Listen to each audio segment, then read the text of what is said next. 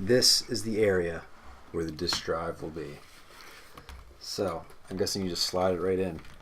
It is right in. Then you probably push these things on the side. You want those to be in the out position. Like this.